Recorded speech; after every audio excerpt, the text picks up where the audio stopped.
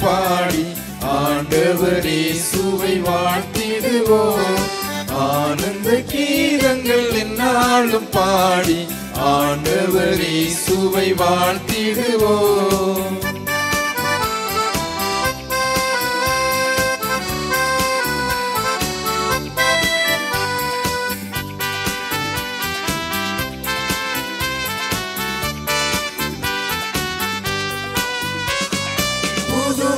பாலன் திருமனுவேலன் வறுமை கோலம் எடுத்தவதரித்தான். புதுமை பாலன் திருமனுவேலன் வறுமை கோலம் எடுத்தவதரித்தான். முன்னுரை படியே முன்னனை மீதே மண்ணுயிர் மீட்கவை பிறந்தாரே. ஆனந்த கீதங்கள் என்னாலும் பாடி ஆண்டவர் இயேசுவை வாழ்த்திடுவோம்.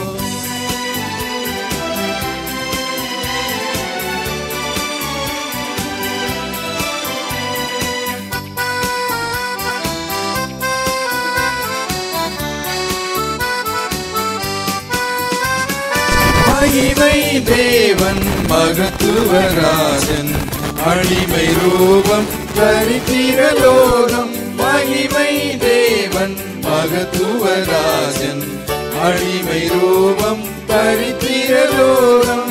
புதரும் பாட மெய்வரும் போற்ற துதிக்கு பாத்திரன் பிறந்தாரே.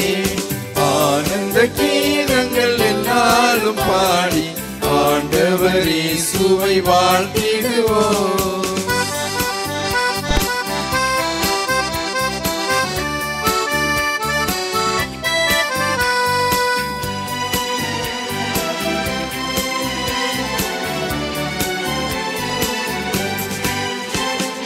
மனதின் பாரம் யாவையும் நீக்கி மரண பயமும் புறம்பே தள்ளி. மனதின் பாரம் யாவையும் நீக்கி மரண பயமும் புறம்பே தள்ளி. அசமாதானம் மறைவ அன்பும் மர விசுவாசமும் அளித்தாரே. ஆனந்த கீதங்கள் என்னாலும் பாடி ஆண்டவர் இயேசுவை வாழ்த்திடுவோம்.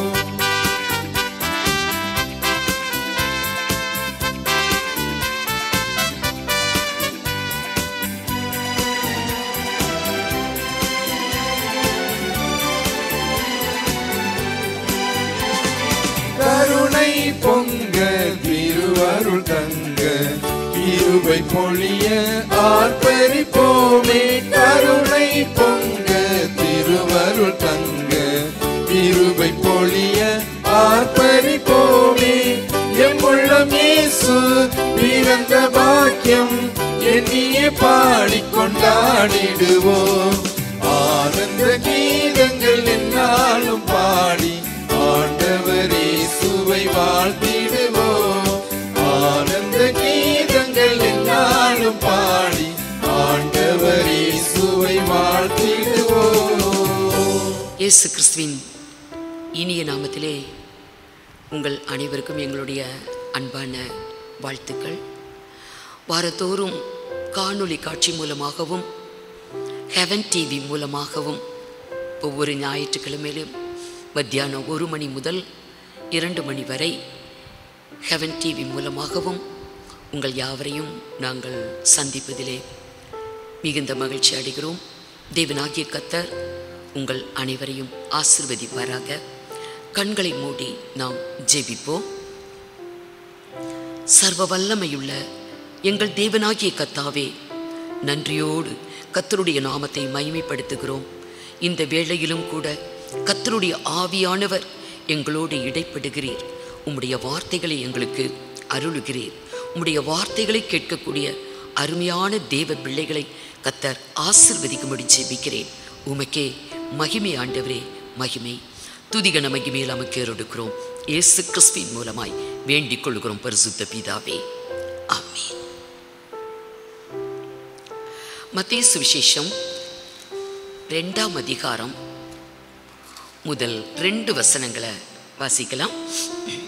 ஏரோது ராஜாவின் நாட்களில் யூதேயாவில் உள்ள பெத்லெகேமிலே இயேசு பிறந்த பொழுது, கிழக்கிலிருந்து சாஸ்திரிகள் எருசலேமுக்கு வந்து, யூதருக்கு ராஜாவாக பிறந்திருக்கிறவர் எங்கே? கிழக்கிலே அவருடைய நட்சத்திரத்தை கண்டு அவரை பணிந்து கொள்ள வந்தோம் என்றார்கள். கர்த்தருடைய நாமத்துக்கு மகிமை உண்டாவதாக. இந்த வார்த்தை தெரியாத கிறிஸ்தவங்க இருக்கவே மாட்டாங்க. வருடத்தில் ஒரு முறையாகிலும் இந்த வார்த்தைகளை ஆலய பிரகாரங்களிலே பிரசங்கத்தில் கேட்டிருப்போம்.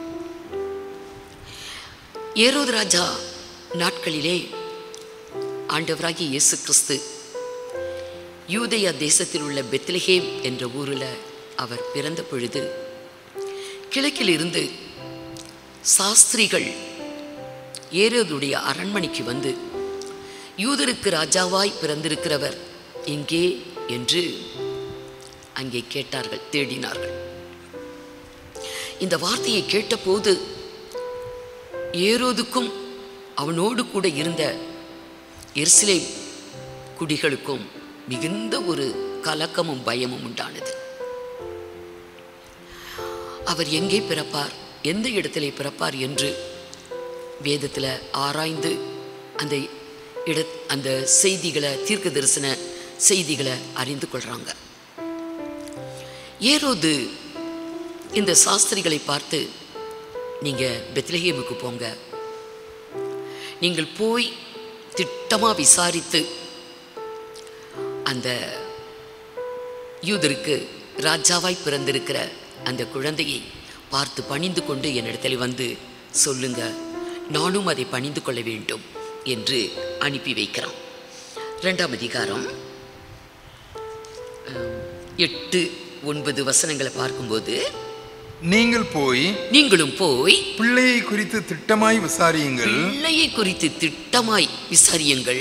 நீங்கள் அதை கண்ட பின்பு நானும் வந்து அதை பணிந்து கொள்ளும்படி எனக்கு அறிவியுங்கள் என்று சொல்லி அவர்களை பெத்லெகேமுக்கு அனுப்பி வைத்தான்.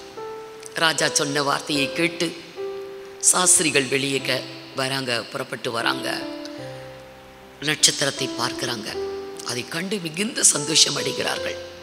அந்த நட்சத்திரம் பிள்ளை இருக்கும் இடம் வரைக்கும் அவர்களுக்கு வழிகாட்டி சென்றது. அங்கே போய் பிள்ளையை பார்த்தாங்க. அவர்களுக்கு காணிக்கைகளை செலுத்தி அவரை பணிந்து கொள்ளுகிறாங்க. ரொம்ப சந்தோஷமான ஒரு காரியம். அந்த சாஸ்திரிகள் ஏரோதிடத்தில் வந்து, கிழக்கிலே அவருடைய நட்சத்திரத்தை கண்டோம், யூதருக்கு ராஜாவாய் பிறந்திருக்கிறவர் எங்கே? அவருடைய நட்சத்திரத்தை கிழக்கிலே நாங்கள் கண்டோம் என்று சொல்றாங்க. தேவனாகிய கர்த்தர் வானமண்டலத்தில் சுடர்களை படைத்தவர். பகலை ஆளுவதற்கு ஒரு பெரிய சுடர் சூரியனை படைத்தவர். இரவை ஆளுவதற்கு ஒரு சிறிய சுடர் சந்திரனை படைத்தவர். நட்சத்திரங்களை படைத்தவர். நட்சத்திரங்களை பார்க்கும் பொழுது வேதத்தில் எழுதப்பட்டிருக்கிறபடி ஒரே மாதிரி இருக்காது. சூரியனுடைய மகிமையும் வேறே, சந்திரனுடைய மகிமையும் வேறே, நட்சத்திரங்களுடைய மகிமையும் வேறே. மகிமையிலே நட்சத்திரம் விசேஷித்திருக்கிறது என்று அப்போஸ்தலனாகிய பவுல் கொரிந்து சபைக்கு எழுதும் போது 1 கொரிந்தியர் 15ஆம் அதிகாரம் 41 சொல்லுவார்.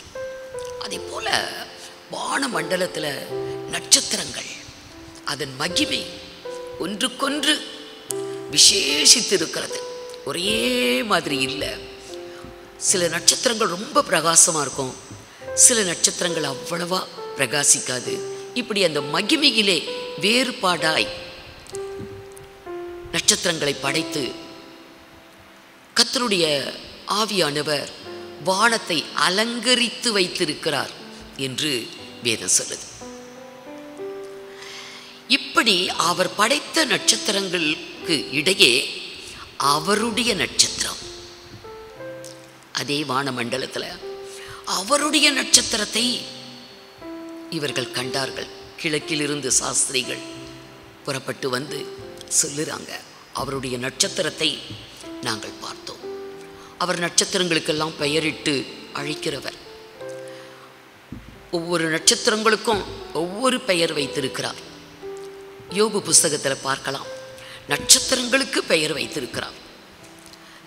யோபு 9ஆம் அதிகாரம் 8-9 வசனங்களை வாசிங்க. 9ஆம் அதிகாரம் 8-9. அவர் ஒருவரே வானங்களை விரித்து சமுத்திர அலைகளின் மேல் நடக்கிறவர். அவர் துருவ சக்கர நட்சத்திரங்களையும் மிருகசீரிஷ நட்சத்திரத்தையும் அருமின் நட்சத்திரத்தையும் தட்சண மண்டலங்களையும் உண்டாக்கினவர்.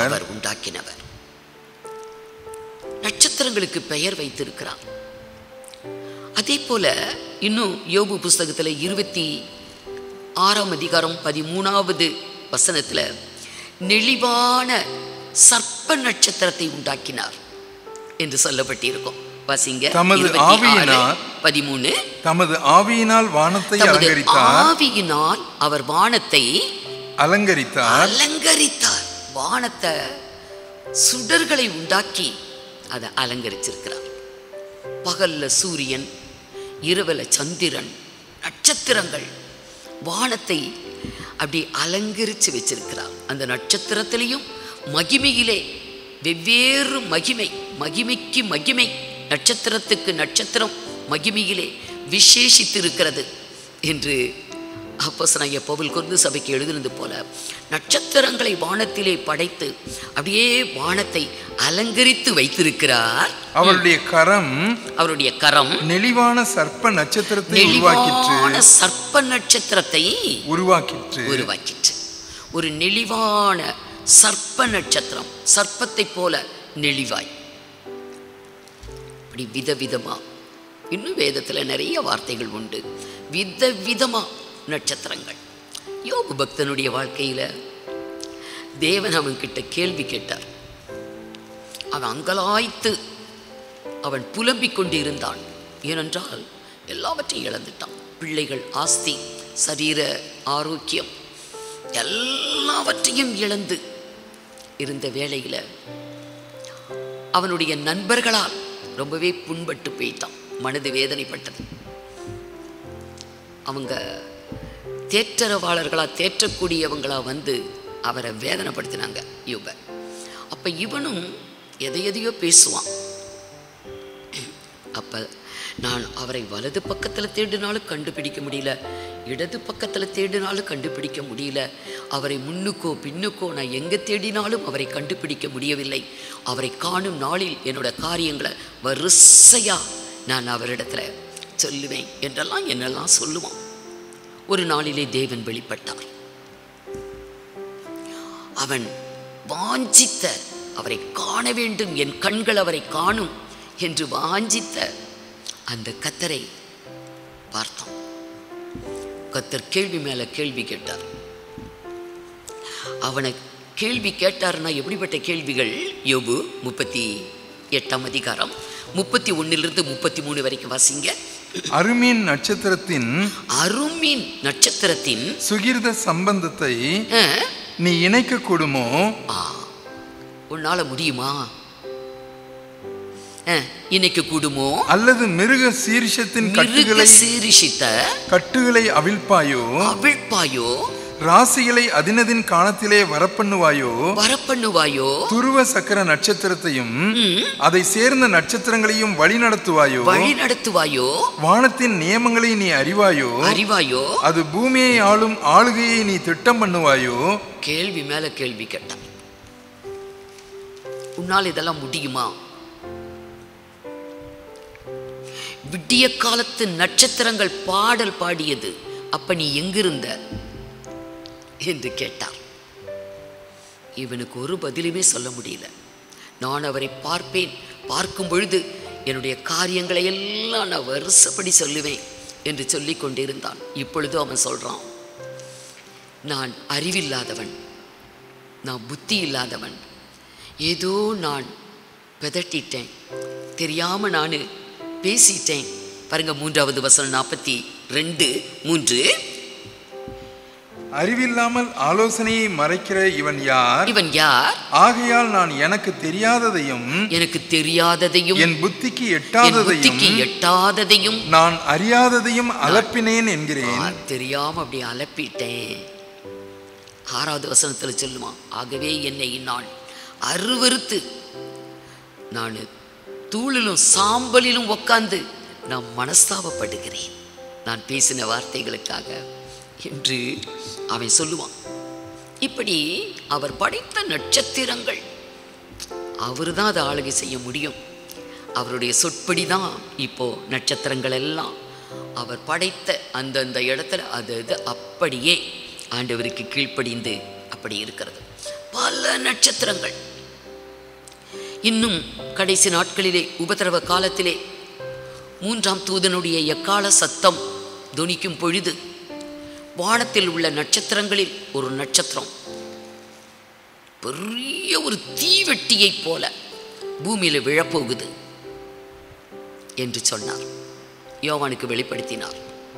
அது மனிதர் குடிக்கக்கூடிய தண்ணீர்ல, நீர்நிலைகளில் எல்லாம், நதிகளில் தண்ணீரெல்லாம் மூந்தில் ஒன்று சேதாடையும், எல்லா தண்ணியுமே. இதனால மனிதர்களில் அநேகர் செத்தழிவாங்க.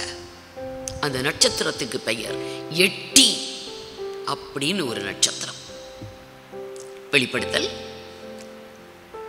8ஆம் அதிகாரம் 10-11 வாசிங்க.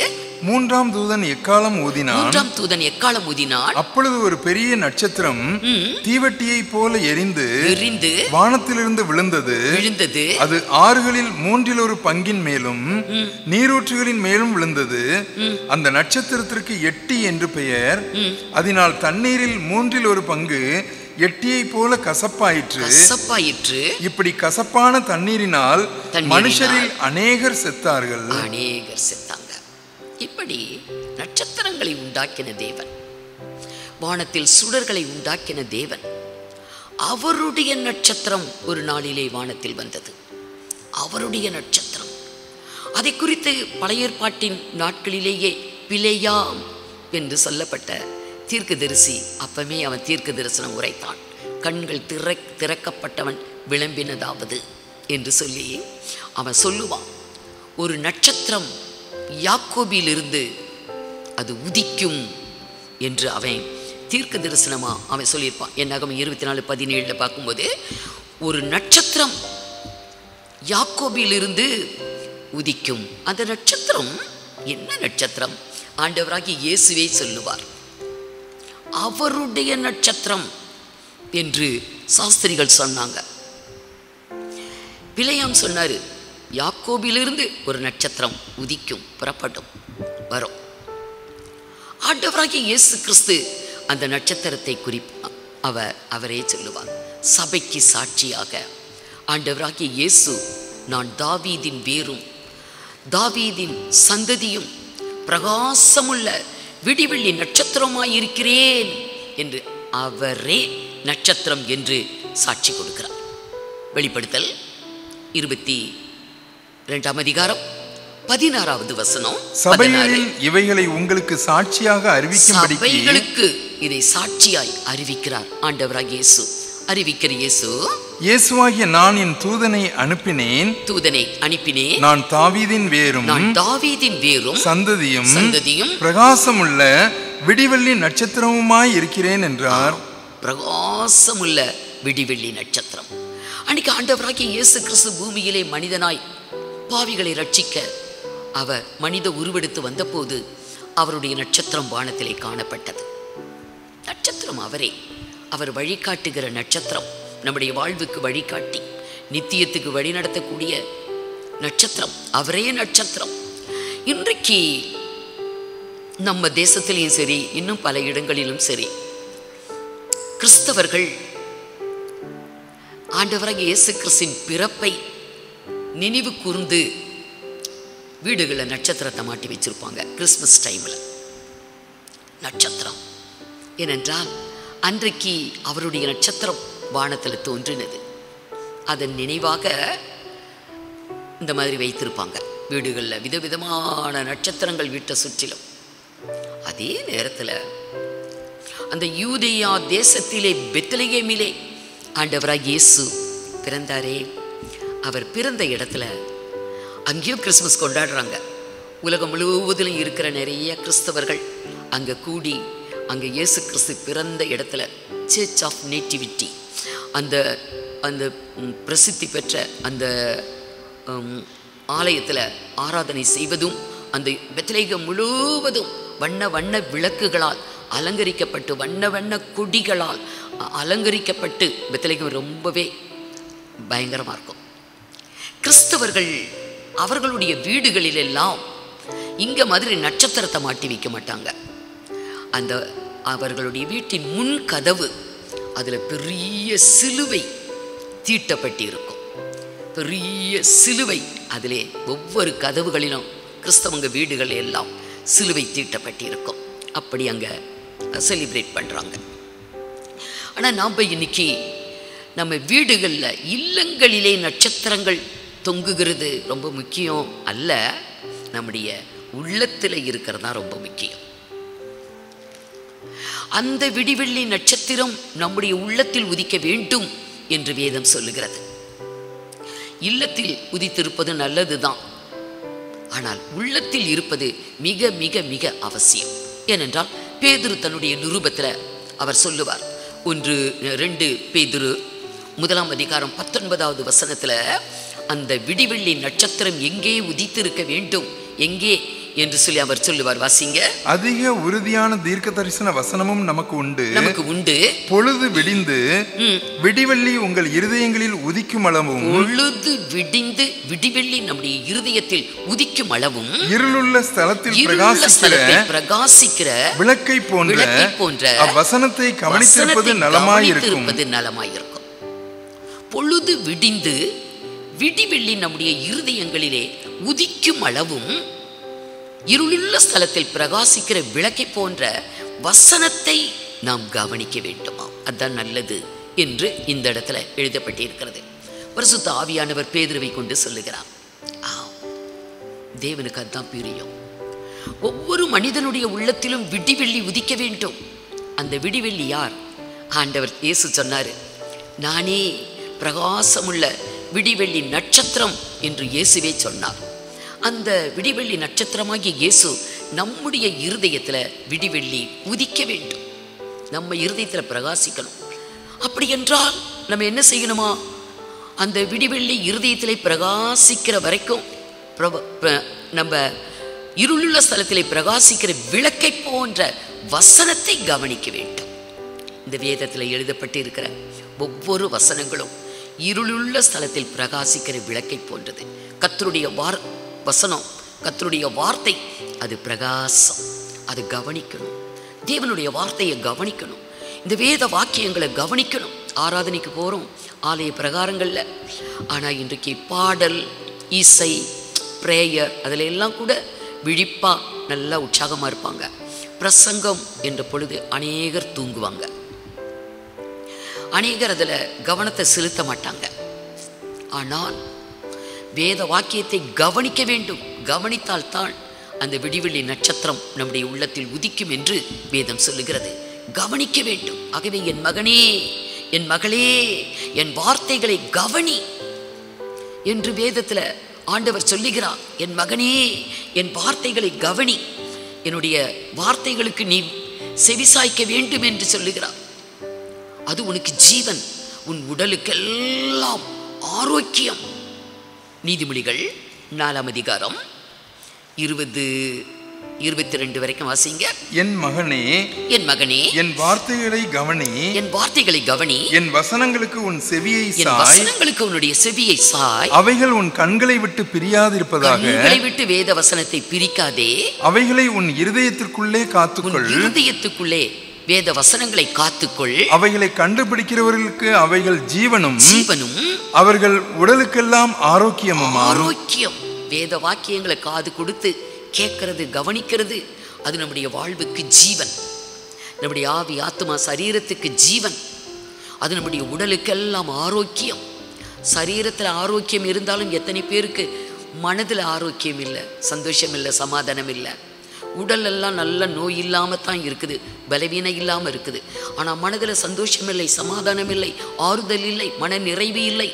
ஆத்தும நோய், ஆவியில நோய்.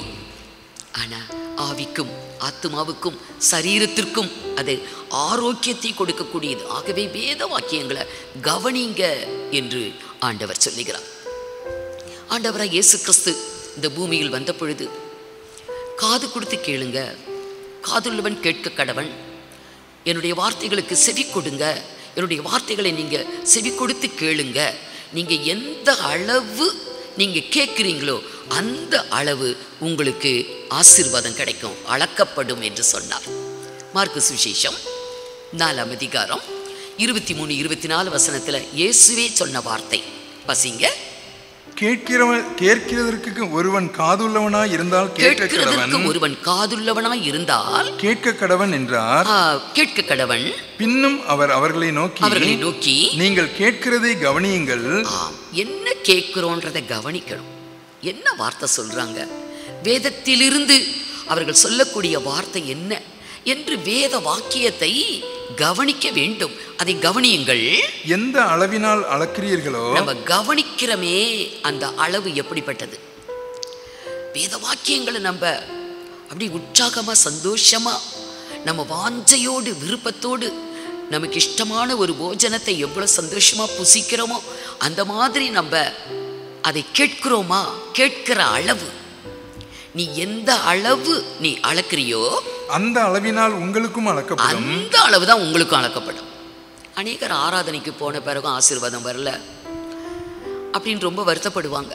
நான் எங்கே போகிறேன், கர்த்தரை தான் தேடி போகிறேன், கர்த்தருடைய ஆலயத்துக்கு தான் போகிறேன், ஆனால் என் குடும்பத்தில் ஆசீர்வாதம் இல்லை, என் வாழ்க்கையில் ஆசீர்வாதம் இல்லை, நன்மை இல்லை, நிறைவு இல்லை, கஷ்டம், பிரச்சனை, சோதனை, வேதனை, கலக்கம், கவலை, கண்ணீர் என்று புலம்புவாங்க. ஆலயத்துக்கு போகிறது முக்கியம் இல்லை. கர்த்தருடைய ஆலய பிரகாரங்களிலே நாம் அந்த வேத வாக்கியங்களை எந்த அளவு நம்ம கவனிக்கிறோம் அந்த அளவு உங்களுக்கும் அளக்கப்படும். ஆகவே அருமையானவர்களே, நாம் அதை கவனிக்கிற விதம், எப்படி நாம் வேத வாக்கியங்களை கவனிக்கிறோம் என்ற அந்த விதத்தை நம்ம கொஞ்சம் சிந்தித்து பார்க்கணும். அதையும் ஆண்டவர் சொல்லுவார். லூக்கா சுவிசேஷம் 8ஆம் அதிகாரம் 18வது வசனத்தில் 18ல் இயேசு சொல்லுகிறார், ஆதலால் நீங்கள் கேட்கிற விதத்தை குறித்து கவனியுங்கள். கேட்கிற விதத்தை குறித்து கவனியுங்கள். எப்படி கேட்கிறோம்? எப்படா பிரசங்கம் முடியும், இதெல்லாம் நமக்கு தெரியாத வார்த்தையா அப்படின்னு சில பேர் நினச்சிக்கிட்டு உட்காந்துட்டு இருப்பாங்க. சில பேர் எத்தனையோ தரம் கேட்ட பிரசங்கம் அப்படின்னு உட்காந்துட்டு இருப்பாங்க. எத்தனை தரம் கேட்டாலும் வேத வாக்கியங்களை கேட்டுக்கொண்டே இருக்கலாம். அந்த வாஞ்சை இருந்தால் போதும். இங்கே ஆண்டவராக இயேசு சொல்லுகிறார், நீங்க கேட்கிற விதத்தை, நீங்க எப்படி உட்கார்ந்து கர்த்தருடைய வார்த்தையை கேட்கிறீங்க. வாசிங்க இன்னொரு தரம். ஆதலால் நீங்கள் கேட்கிற விதத்தை குறித்து கவனியுங்கள். கேட்கிற விதம், எந்த விதத்துல கேட்டுட்டு இருக்கிறீங்க அதை கொஞ்சம் நீங்க கவனிங்க. நாம் சத்திய வசனங்களை, வேத வாக்கியங்களை நம்ம கேட்கும் பொழுது அதை காது கொடுத்து மிக வாஞ்சையோடு அதை கவனமா அதை உள்ளத்திலே தக்க வைத்து கொள்ளும்படி நாம் அதை கேட்கிறோமா என்பதை சிந்தித்து பார்க்க வேண்டும். அப்பதான் நம்ம கேட்டு அதை நம்ம ஏற்றுக்கொண்டு அதை உள்ளத்திலே தக்க வைத்துக் கொள்ளும் பொழுது உள்ளத்திலே அந்த விடிவெள்ளி உதிப்பார். அந்த பிரகாசமுள்ள விடிவெள்ளி உங்கள் இருதயத்திலே உதிக்கும் அளவும் அவருடைய வேத வாக்கியங்களை கவனிப்பது நல்லது என்று சொல்லி வேதம் சொல்லுகிறது. இது முதலாவது ஒரு நட்சத்திரம். ஆண்டவராகிய இயேசு அவருடைய நட்சத்திரம் என்றால் அவரே நட்சத்திரம். அவருடைய நட்சத்திரம் என்பது ஆண்டவராகிய இயேசுவே அந்த பிரகாசமுள்ள விடிவெள்ளி நட்சத்திரம். இரண்டாவது இன்னொரு நட்சத்திரம் இருக்குது.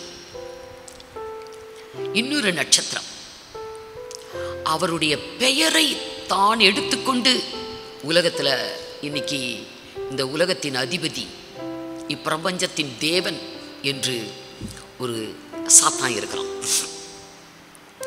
அவனுக்கும் இதே பெயர் தான். ஏசாயா 14 அதிகாரம் 13வது வசனம். ஏசாயா 14 அதிகாரம் 13வது வசனம். நான் வானத்திற்கு ஏறுவேன், தேவனுடைய நட்சத்திரங்களுக்கு மேலாக. 12 அதிகாலையின் மகனாகிய விடிவெள்ளியே, அதிகாலையின் மகனாகிய விடிவெள்ளியே, நீ வானத்திலிருந்து விழுந்தாயே, வானத்திலிருந்து விழுந்தாயே, ஜாதிகளை ஈனப்படுத்தினவனே, நீ தரையிலே விழ வெட்டப்பட்டாயே. இவனுக்கு பேரும் என்னத்தான்? அதிகாலையின் மகனாகிய விடிவெள்ளியே அப்படின்னு சாத்தானுக்கு பெயர் கொடுக்கப்பட்டிருக்கிறது. அதிகாலையின் மகனாகிய விடிவெள்ளி. இவன் இந்த விடிவெள்ளி வானத்திலிருந்து விழத்தக்கதாய் அவன் வெட்டப்பட்டான். இவனை ஆண்டவர் சாத்தானை உண்டாக்கல, சாத்தானா உண்டாக்கல. இதை குறித்து எசேக்கியேல் 28ஆம் அதிகாரத்தில் 12, 13, 15 வசனங்கள் வரைக்கும் நம்ம வாசித்து பார்த்தால், அவன் அபிஷேகம் பண்ணப்பட்ட கேரூப் என்றும், காப்பாற்றப்படுவதற்காக அபிஷேகம் பண்ணப்பட்ட கேரூப், மிகவும் அழகானவன், ஞானத்திலே சிறந்தவன், ரத்தின கற்கள், இந்த மாதிரி டைமண்ட் விலை உயர்ந்த கற்களால் அவன் மூடப்பட்டவன், அப்படியே இன்னிசை வாத்தியங்களோடு கூட அவன் இருந்தவன். அதை குறித்து நம்ம எசேக்கியேல் 28ஆம் அதிகாரம் 14, 15 வாசிங்க பார்க்கலாம். நீ காப்பாற்றுவதற்காக அபிஷேகம் பண்ணப்பட்ட கேரூப், அபிஷேகம் பண்ணப்பட்ட ஒரு கேர். அவனுக்கும் ஒரு அபிஷேகம், நல்லதுக்காக தான், நல்ல காரியத்துக்காக தான் அவன் சிருஷ்டிக்கப்பட்டான். அவன் எப்படியா? 12, 13 நீ மனுபுத்திரனே, நீ தீரு ராஜாவை குறித்து புலம்பி அவனை நோக்கி, கர்த்தராகிய ஆண்டவர் உரைக்கிறது என்னவென்றால், நீ விசித்திரமாய் செய்யப்பட்ட முத்திரை மோதிரம், ஒரு முத்திரை மோதிரமாக படைத்தார். முத்திரை மோதிரம். நீ ஞானத்தால் நிறைந்தவன், ஞானத்தால் நிறைந்தவன், பூரண அழகுள்ளவன், பூரண அழகுள்ளவன், நீ தேவனுடைய தோட்டமாகிய ஏதேனில் இருந்தவன். இப்படி கீழே இன்னும் நிறைய காரியங்கள் சொல்லப்பட்டிருக்கும். அழகில் சிறந்தவன், ஞானத்தில் சிறந்தவன், முத்திரை மோதிரம், ஏதேனில் இருந்தவன். இப்படி அவனை தேவன் நல்லதுக்கு தான், நல்லபடியாக தான் சிருஷ்டித்தார். அவனத்தில் அநியாயம் கண்டுபிடிக்கப்பட்டது என்று 15வது வசனத்தில் சொல்லியிருக்கோம். அவனத்தில் அநியாயம் கண்டுபிடிக்கப்பட்டது. அவன்கிட்ட என்ன அநியாயம்? ஏசாயா 14ஆம் அதிகாரம் 13 அவன் அதிகாலையின் மகனாகிய விடிவெள்ளியே, நீ வானத்திலிருந்து விழ வெட்டப்பட்டாயே அப்படின்னு வாசித்தோம். அவனுக்கு ஏன் இந்த நிலைமை நேரிட்டது? என்ன அநியாயம் அவனிடத்திலே காணப்பட்டது? 13, 14 பாருங்க. நான் வானத்திற்கு ஏறுவேன். ஒரு நாளிலே அவனோட மனதில் நினைக்கிறான், நான் வானத்துக்கு ஏறுவேன், தேவனுடைய நட்சத்திரங்களுக்கு மேலாக, தேவனுடைய நட்சத்திரங்களுக்கு மேலாக என் சிங்காசனத்தை உயர்த்துவேன், சிங்காசனத்தை நான் உயர்த்துவேன், வடபுறங்களில் உள்ள ஆராதனை கூட்டத்தின் பர்வதத்திலே வீற்றிருப்பேன் என்றும், நான் மேகங்களுக்கு மேலாக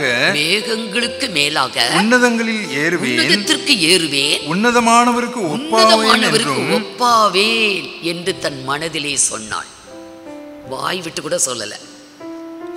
தேவனுக்கு நான் சமமாவேன்.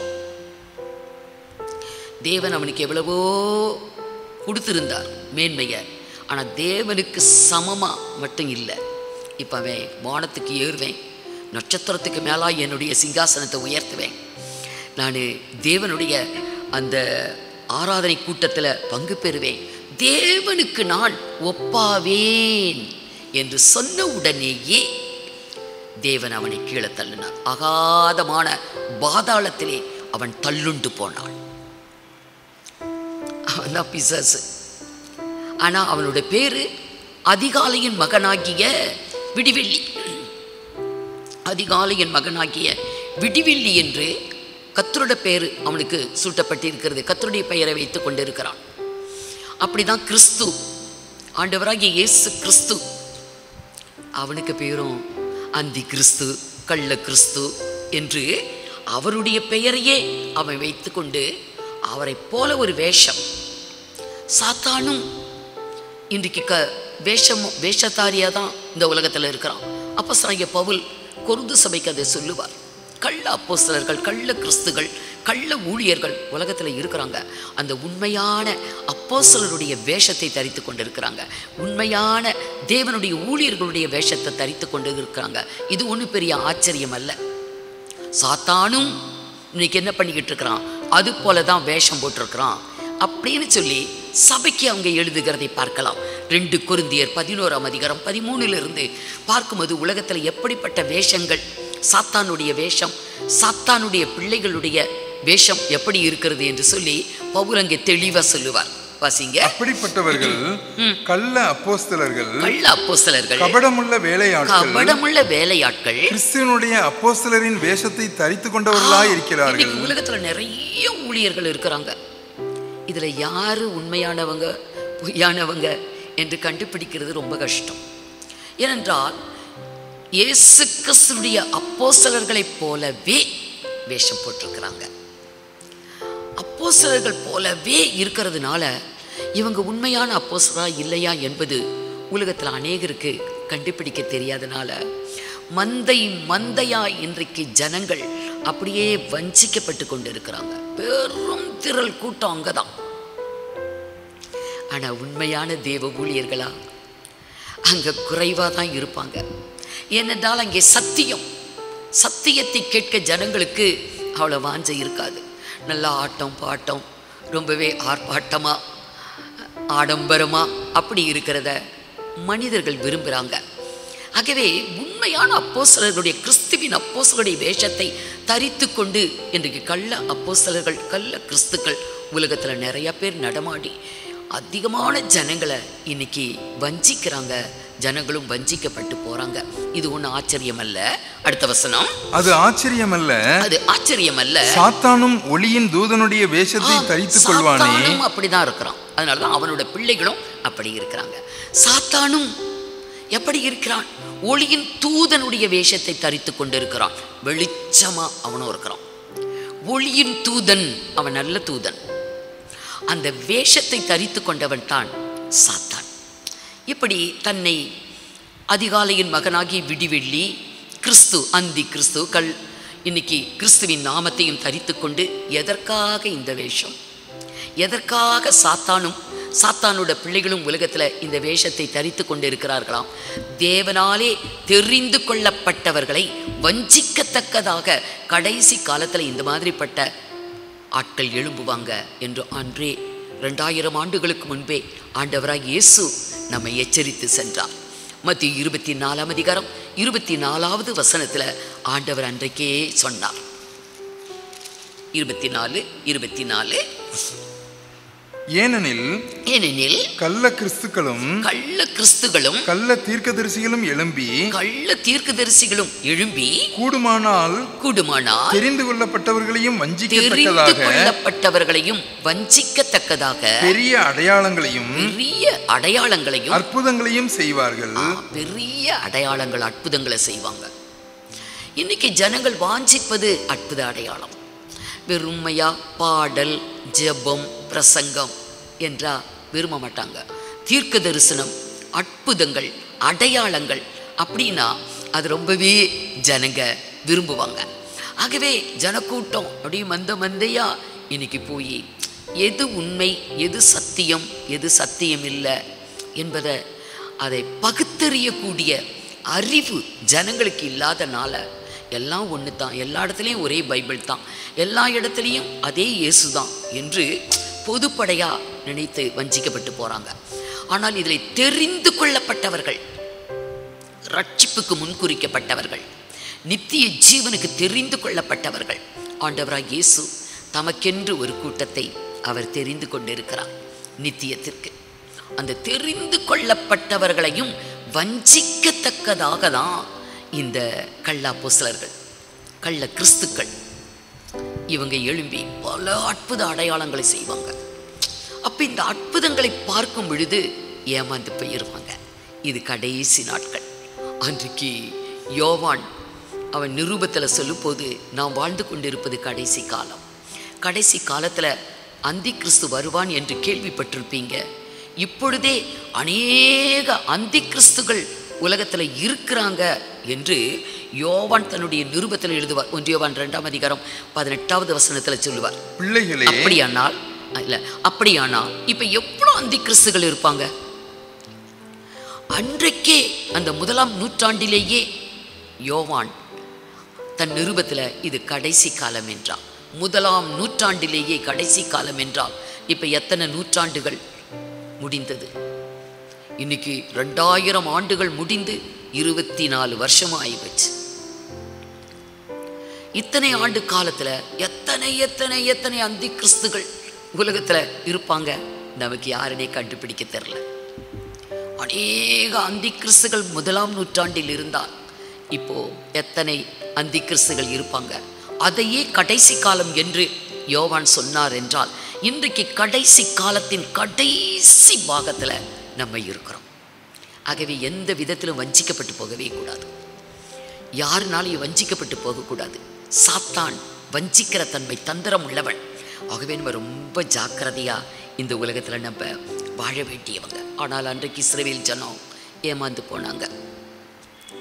பழைய ஏற்பாட்டின் காலத்துல சாத்தானும் தன்னை நட்சத்திரம் என்றுதான் வெளிப்படுத்துகிறான்.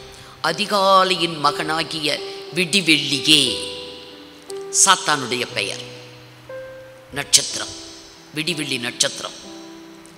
இஸ்ரவேல் ஜனத்தை ஆண்டவராகிய தேவன் தம்முடைய பலத்த கரத்தினாலும் ஓங்கிய புயத்தினாலும் அவர்களை எகிப்திலிருந்து 10 விதமான அற்புத அடையாளங்களோடு கூட ஆண்டவரை அவர்கள் நம்ப வேண்டும், விசுவாசிக்க வேண்டும் என்று அவர் எதிர்பார்த்து, எகிப்தியருக்கு அது வாதைகள், ஆனால் இவர்களுக்கோ அற்புத அடையாளங்கள். அவர்களை விடுவித்து பாலும் தேனும் ஓடக்கூடிய கானான் தேசத்துக்கு வழி நடத்தி கொண்டு வந்தார். இவங்க வனாந்தர மார்க்கத்தில் இவங்க 40 வருடம் பிரயாணம் பண்றாங்க. ஆண்டவராகிய தேவன் அவர்களை பார்த்து கேட்டார். என்ன கேட்டாரு? அப்போஸ்தலர் 7ஆம் அதிகாரம் 43வது வசனம். பணிந்து கொள்ளும்படி நீங்கள் உண்டாக்கின சொரூபங்களாகிய மோலோகினுடைய கூடாரத்தையும் உங்கள் தேவனாகிய ரெம்பான் என்னும் நட்சத்திர சொரூபத்தையும் சுமந்தீர்களே. வனாந்தரத்துல ஆண்டவராகிய தேவன் அவர்களை அற்புதமாக நடத்தினார். சிவந்த சமுத்திரத்தை 2ஆக பிளந்து மார்க்கமே இல்லாத வனாந்திரத்திலே அவர்களுக்கு ஒரு மார்க்கத்தை ஏற்படுத்தி, புசிப்பதற்கு வானத்தில் இருந்து மன்னாவை கொடுத்து, கண்மலையை பிளந்து குடிக்க தண்ணீர் கொடுத்து, வியாதியே இல்லை அவங்களுக்கு. நடந்தாங்க, கால் வீங்கவே இல்லை, ஆரோக்கியமாய் அவங்களுக்கு எல்லாம் கொடுத்து நடத்தி வந்தார்.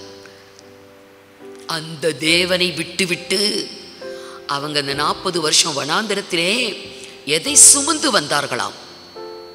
மோலோகு என்ற ஒரு விக்கிரக தெய்வத்தினுடைய கூடாரத்தை சுமந்து வந்திருக்கிறாங்க.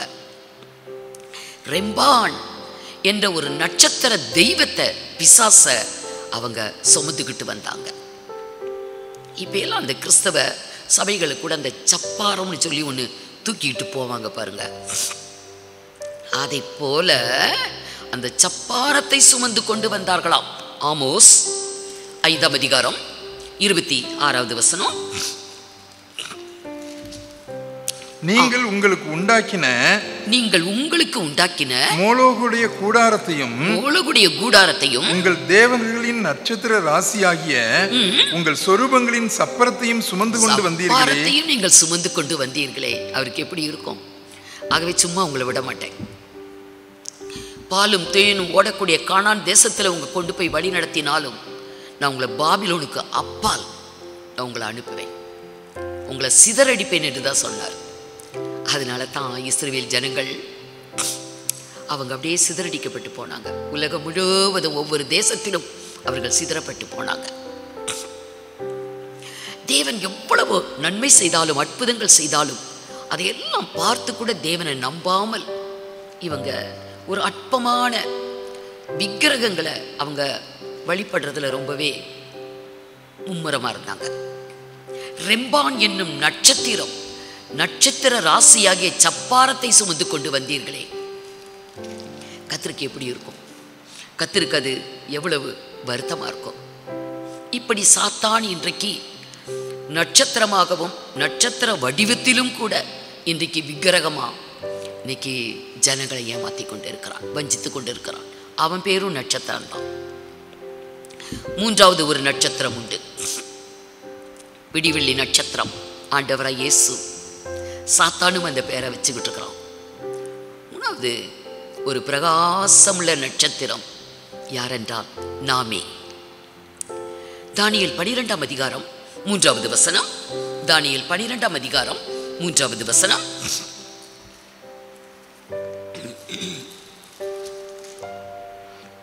ஞானவான்கள் ஆகாய மண்டலத்தின் ஒளியை போலவும் ஆகாய மண்டலத்தில் பிரகாசிக்கிற ஒளியை போல இருப்பார்கள் ஞானவான்கள், தேவனுடைய ஜனங்கள். ஞானவான்கள் பிரகாசிக்கிற ஒளியை போல் இருப்பார்கள். அநேகரை நீதிக்கு உட்படுத்துகிறவர்கள், ரட்சிப்பின் பாதையில வழி நடத்துறவங்க. மனுஷன் இன்றைக்கு பாவத்தை தண்ணீரை போல் பருகி கொண்டிருக்கிறான், திசை கெட்டு போகிறான். அவர்களை திசை திருப்பி அவங்கள கர்த்தர் அண்டையிலே வழிநடத்தக்கூடியவர்கள், நீதிக்கு உட்படுத்துகிறவர்கள். நீதி வேத வாக்கியம். வேதத்தில் என்ன சொல்லப்பட்டு இருக்கிறதோ அது அவ்வளவு நீதி. அவர் எதையெல்லாம் செய்ய சொன்னாரோ அது அவ்வளவு நீதி. ஆகவே அநேகரை நீதிக்கு உட்படுத்துகிறவர்கள் அவங்கள மன திரும்புதலுக்கு நடத்துறது, ரட்சிப்புக்கு நடத்துறது. இப்படி கர்த்தருடைய பிள்ளையா அவங்கள ஒரு பாவிய மன திருப்பி வழி நடத்தினா அவர்கள் யார்? அநேகரை நீதிக்கு உட்படுத்துகிறவர்கள், நட்சத்திரங்களைப் போலவும் என்றென்றைக்கும் உள்ள சதா காலங்களிலும் பிரகாசிப்பார்கள். ஒரு பிரகாசமான நட்சத்திரத்தை போல் இருப்பாங்களாம். அருமையானவர்களே, நாமும் நட்சத்திரம் தான். ஆனால் நம்ம ரட்சிப்பை பெற்றது போதாது, அநேகரை இந்த ரட்சிப்புக்குள்ள வழி நடத்தணும், அநேகரை நீதிக்கு உட்படுத்த வேண்டும். அவர்கள் தான் பிரகாசமான நட்சத்திரத்தை போல பிரகாசிப்பார்கள், என்றென்றைக்கும் அவர்கள் பிரகாசிப்பார்கள் என்று இந்த இடத்துல எழுதப்பட்டிருக்கிறது. ஆத்தும ஆதாயம், ஆத்துமக்களை ஆதாயம் செய்ய வேண்டும், ஆவிக்குரிய பிள்ளைகளை பெற்றெடுக்க வேண்டும். நாம மாம்சத்துல குழந்தைங்களை பெற்று வளர்த்து அவங்களுடைய கடமையை செய்யறதுக்கு எவ்வளவு நம்ம ஆர்வமா இருக்கிறோம். அப்படியே ஆவிக்குரிய பிள்ளைகள் அநேகரை கர்த்தரண்டையிலே வழிநடத்தி நம்ம நட்சத்திரமா பிரகாசிக்கணும். ஆபிரகாம் பிள்ளை இல்லாம இருந்தான். ஆண்டவரே, அடியனுக்கு என்ன தரப்போறீங்க? என் வீட்டு வேலைக்காரன் அவன் சுந்தரவாளியா இருக்கிறான், எனக்கு என்ன தரப்போறீங்க என்று ஆபிரகாம் கர்த்தரிடத்தில் ஒரு நாளிலே கேட்டான். கர்த்தர் அவனுக்கு என்ன பதில் சொன்னாரு? அவன் அப்படியே வெளியே கூட்டிட்டு போய் வானத்தை அண்ணாந்து பார், நட்சத்திரங்களை பார், உன்னால இதை எண்ண முடியுமா? எண்ணு. அந்த மாதிரி அந்த அளவு உனக்கு நான் ஜனங்களை கொடுப்பேன், பிள்ளைகளை கொடுப்பேன். இன்றைக்கு நம்ம ஆதாயப்படுத்தக்கூடிய பிள்ளைகளும் நட்சத்திரம்தான், நம்முடைய பிள்ளைகளும் நட்சத்திரம்தான். அவர்களை ஆதாயப்படுத்துகிறவர்களும் பிரகாசமான நட்சத்திரம். ஆகவே ஆண்டவராகிய தேவன் நம்மை நட்சத்திரமாய் தெரிந்தெடுத்திருக்கிறார். நாம் இன்றைக்கு கர்த்தருக்கு நம்ம ஒரு பிரகாசமுள்ள நட்சத்திரங்களாய் விளங்க வேண்டும். சாத்தானும் இன்னைக்கு உலகத்துல நிறைய பேர் ஆதாயம் பண்றான். நிறைய ஜனங்க சாத்தானுக்கு இன்னைக்கு அடிபணிஞ்சிட்டு போறாங்க. அவங்களுக்கு பேரும் ஸ்டார் தான், சூப்பர் ஸ்டார், என்னென்னமோ ஸ்டார் அப்படின்னு சொல்லி அவங்க பேரும் ஸ்டார் தான். ஆனா அது பிசாசுடைய நட்சத்திரம், கர்த்தருடைய நட்சத்திரம். இன்றைக்கு கர்த்தர் நம்மை நட்சத்திரமாய் பார்க்கிறார். ஆகவே நம்ம மார்க்கம் தப்பி விடக்கூடாது. மார்க்கம் தப்பி அலைகிற நட்சத்திரமாய் நம்ம போயிடக்கூடாது. தேவன் நட்சத்திரங்களை வானத்திலே படைத்து வானத்தை அலங்கரித்து வைத்திருக்கிறார் என்று பார்த்தோம். அந்த நட்சத்திரங்கள்ல சில நட்சத்திரங்கள் அப்படியே மார்க்கத்தை தவற விட்டுரும். அது போக வேண்டிய பாதையை விட்டுவிடும். அப்படி மார்க்கம் தப்பி போனால் அதனுடைய நிலைமை என்னாகும்? பரிதாபம் தான். இன்றைக்கு நாம் நட்சத்திரம். இன்றைக்கு நம்ம மார்க்கத்தை தவறவிடக்கூடாது. தேவனாகிய கர்த்தர் நமக்கு மார்க்கத்தை தந்திருக்கிறார், ஒரு ஜீவ மார்க்கம். இந்த உலகத்துல துன்மார்க்கம் நிறைந்த உலகம். இதுல தேவன் நமக்கு தந்திருக்கிறது ஒரு ஜீவ மார்க்கம். அவருடைய மார்க்கம் ஜீவ மார்க்கம், சத்திய மார்க்கம், நித்திய மார்க்கம், உத்தம மார்க்கம் என்றெல்லாம் வேதம் சொல்லுகிறது. இந்த கிறிஸ்தவ மார்க்கம் இது ஒரு ஜீவனுள்ள மார்க்கம். இது சத்தியம், உண்மையான ஒரு மார்க்கம். அது உத்தம மார்க்கம். இது நித்திய மார்க்கம்.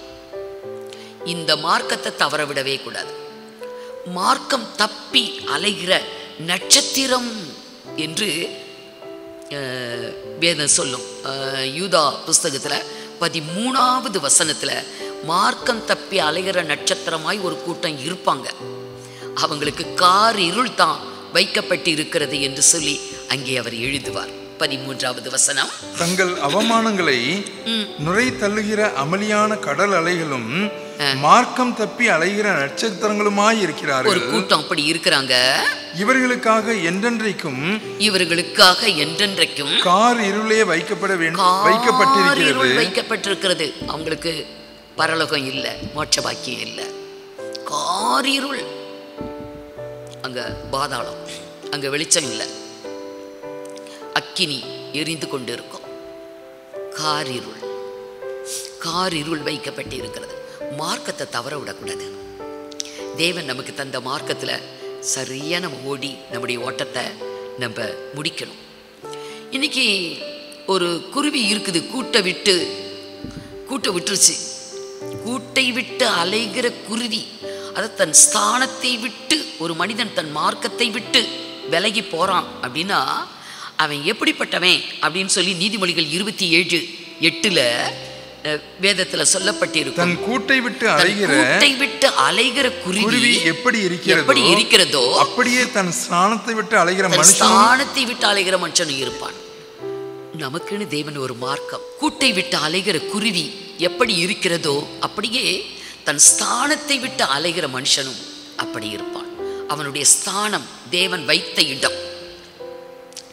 தேவன் நம்மளை எந்த இடத்துல கொண்டு வந்து வைத்திருக்கிறார்? நம்ம எந்த இடத்துல இருந்தோம்? உளையான சேற்றில் இருந்தோம். கண்மலை மேல நம்மளை நிறுத்தி வைத்திருக்கிறார்.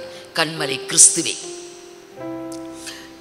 நமக்கு ஒரு பாதையை தந்திருக்கிறார்.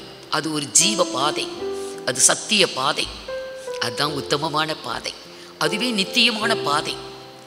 தன் வழியை விட்டு விலகி போயிட்டான், ஸ்தானத்தை விட்டு விலகிட்டான். இந்த கூட்டை விட்டு அலைகிற குருவி மாதிரி தான் அவங்களுடைய வாழ்க்கை சீரழியப்படும். அது மார்க்கம் தப்பி அலைகிற நட்சத்திரம். அப்படி நம்ம இருந்துடக்கூடாது. ஏனென்றால் கர்த்தர் ஒரு பிரகாசமான நட்சத்திரமாய் நம்மை தெரிந்து கொண்டார். நாம நட்சத்திரம். அதிகாலையில் விடியற்காலையில் பாடிய நட்சத்திரம் யோபு புஸ்தகத்துல இருக்கும். யோபு பார்த்து கேட்பாரு, முதலா பாட்டு என்று பாடியது நட்சத்திரமே. யோபு 38:7 வசனம். 38:7. அப்பொழுது விடியற் காலத்து நட்சத்திரங்கள் ஏகமாய் பாடி, அவர் இந்த உலகத்தை சிருஷ்டித்த நாட்களிலே, வானம் பூமி எல்லாம் உலகத்தை உண்டாக்கின அந்த துவக்க நாட்களிலே, அப்பொழுது விடியற் காலத்து நட்சத்திரங்கள் ஏகமாய் பாடி எல்லாம் ஒன்னா சேர்ந்து பாட்டு பாடிச்சான். விடியற் காலத்து நட்சத்திரம். தேவன் அதை அழகா படைச்சிருக்கிறார். வானத்தை அலங்கரித்தார் நட்சத்திரங்களாம். இவைகளெல்லாம் சேர்ந்து தேவன் படைத்த இந்த உலகத்தை பார்த்து, இந்த சிருஷ்டிப்புகளை பார்த்து சந்தோஷப்பட்டு அப்படி விடியற் காலையில அதிகாலையில அவைகளெல்லாம் ஏகமாய் கர்த்தரை துதித்து பாடியது. தேவபுத்திரர் எல்லாரும் கெம்பீரித்தார்கள். இங்கே காலை நட்சத்திரமும் நம்ம தான். இன்னைக்கு தேவ பிள்ளைகளாகிய தேவ பிள்ளைகளும் நம்ம தான், எல்லாமே நம்ம தான். காலையில் எழுந்து கர்த்தரை துதித்து பாடி கர்த்தரை மகிமைப்படுத்தி 2 காரியம் செய்யணும் நட்சத்திரம். இங்கே நட்சத்திரம் 2 காரியம் செய்து. ஒன்று, அநேகரை நீதிக்கு உட்படுத்துகிறவர்கள் நட்சத்திரங்களாய் என்றென்றைக்கும் பிரகாசிப்பாங்க. 2வது, இங்கே பாட்டு பாடுறாங்க. இதை தான் கர்த்தர் நம்மகிட்ட எதிர்பார்க்கிறார். நம்மை படைத்ததே அவருக்கு தான். இந்த ஜனத்தை எனக்கென்று ஏற்படுத்தினேன், இவர்கள் என் துதியை சொல்லி வருவார்கள் என்று வேதம் சொல்லுகிறது. நம்மளை ஏற்படுத்தினதே அவரை துதிக்கிறதுக்கு தான், பாட்டு பாடுறதுக்கு தான், ஆராதனை செய்கிறதுக்கு தான், அவருக்கு சாட்சியாய் வாழ்வதற்குத்தான், அவரை குறித்து மற்றவர்களுக்கு அறிவித்து ஒரு ஜனக்கூட்டத்தை ஆதாயப்படுத்துவதற்குத்தான். ஆனால் நாம் நமக்கென்றே வாழ்கிறோம். ஆகவே அநேகரை நீதிக்கு உட்படுத்தினால் அவங்க நட்சத்திரம். காலையில் கர்த்தரை துதித்து பாடுகிறாங்க நட்சத்திரம். ஆகவே கர்த்தரை துதித்து பாடுவோம். பாடல் என்பது அவருக்கு ரொம்ப இஷ்டம். ஆண்டவராகிய தேவன் விரும்பக்கூடிய ஒரு காரியம், தேவனுடைய நாமத்தை பாட்டினால் துதித்து ஸ்தோத்திரத்தினால் மகிமைப்படுத்துவேன். கொம்பும் விரிகுளம்பும் உள்ள காளை எருதை பார்க்கலும் இதுவே கர்த்தருக்கு பிரியம் என்று வேதத்தில் சொல்லப்பட்டு இருக்கிறது. சங்கீதக்காரன் அவனே பாட்டுக்காரன். இசையை மீட்டு அவன் பாடுகிறவன். அவன் எழுதி வைத்தான். 69ஆம் சங்கீதம் 30-31 அவன் இந்த காரியத்தை சொல்லுகிறான். தேவனுடைய நாமத்தை பாட்டினால் துதித்து, கர்த்தருடைய நாமத்தை பாட்டினால் துதித்து அவரை ஸ்தோத்திரத்தினால் மகிமைப்படுத்துவேன். கொம்பும் விரிகுளம்பும் உள்ள காளை எருதை பார்க்கிலும் இதுவே கர்த்தருக்கு பிரியமாய் இருக்கும். கர்த்தருக்கு ரொம்ப இஷ்டம். கர்த்தருக்கு ஒரு பெரிய ஒரு காணிக்கை நம்ம படைச்சாலும் அது மேல அவருக்கு பிரியம் இல்லை. அவரை பாடுவதும் துதிப்பதும் அவருக்கு இஷ்டம். ஆண்டவராகிய இயேசு கிறிஸ்துவும் சீஷர்களும் கூட ஸ்தோத்திர பாட்டை பாடினார்கள். இயேசுவுக்கு பாடல் இஷ்டம். ஏன்னா மார்க்கு 14:26 சொல்லப்பட்டிருக்கும், அவர்கள் ஸ்தோத்திர பாடலை பாடின பின்பு அவர் ஒலிவு மலைக்கு சென்றார்கள் என்று எழுதப்பட்டிருக்கும். ஸ்தோத்திர பாடலை பாடுறாங்க. பவுலும் சீலாவும் கர்த்தரை துதித்து பாடினார்கள். பெரிய அற்புதம் நடந்தது. அப்படியே பூமி அதிர்ந்தது. சிறைச்சாலை கதவுகள் திறந்தது. எல்லாரோட கட்டுகளும் கழண்டது. அவ்வளோ பெரிய அதிசயம் நடந்தது. பாடல், துதி. அதுபோல யோசபாத் ராஜா காலத்துல கர்த்தரை பாடி துதி செய்ய தொடங்கின போதே 3 கூட்ட சத்துருக்கள் ஒருவரை ஒருவர் வெட்டி அவங்க அழிஞ்சு போறாங்க, மாண்டு போறாங்க. துதி செய்ய தொடங்கிய போதே அவர்கள் பாடினார்கள், கர்த்தர் நல்லவர், அவர் கிருபை என்றும் உள்ளது என்று பாடலை பாடி கர்த்தரை துதிக்க ஆரம்பிச்சாங்க. சத்துருக்கள் அழிந்தாங்க. ஆம் அருமையானவர்களே, விடியற் காலத்து நட்சத்திரம் ஏகமாய் கர்த்தரை துதித்து பாடினார்கள். இன்றைக்கு நாம் கர்த்தரை பாடி மகிமைப்படுத்தி நாம் இந்த உலகத்துல நம்முடைய ஜீவ நாட்களில் நம்ம செய்ய வேண்டிய காரியம், நிறைவேற்ற வேண்டிய காரியம், அநேகரை நீதிக்கு நாம் உட்படுத்தி நட்சத்திரங்களாய் பிரகாசிக்கிறவர்கள். இந்த பூமியில நட்சத்திரமாய் இருப்போம், பரலோகத்துல சூரியனாய் இருப்போம். பிதாவின் ராஜ்யத்துல நம்ம அவர்கிட்ட சூரியனை போல பிரகாசிப்பார்கள் என்று நம்மை குறித்து ஆண்டவராகிய இயேசுவே சொன்னார். பூமியில நட்சத்திரம், பரலோகத்துல சூரியன். இப்படிப்பட்ட சுடர்களாய் நம்மை தெரிந்து கொண்டாரே, எத்தனை பாக்கியம். ஆகவே அவரும் நட்சத்திரம்தான், சாத்தானும் நட்சத்திரம்தான். நம்ம அதை புரிந்து கொள்ள வேண்டும், அதை நாம் பகுத்தறிய வேண்டும். நாமும் நட்சத்திரமே, நம்ம பிரகாசிக்க வேண்டும். கர்த்தர் எத்தனையாய் நம்மை தெரிந்து கொண்டார். கர்த்தரை நாம் மகிமைப்படுத்துவோம். கண்களை மூடி நாம் ஜெபிப்போம்.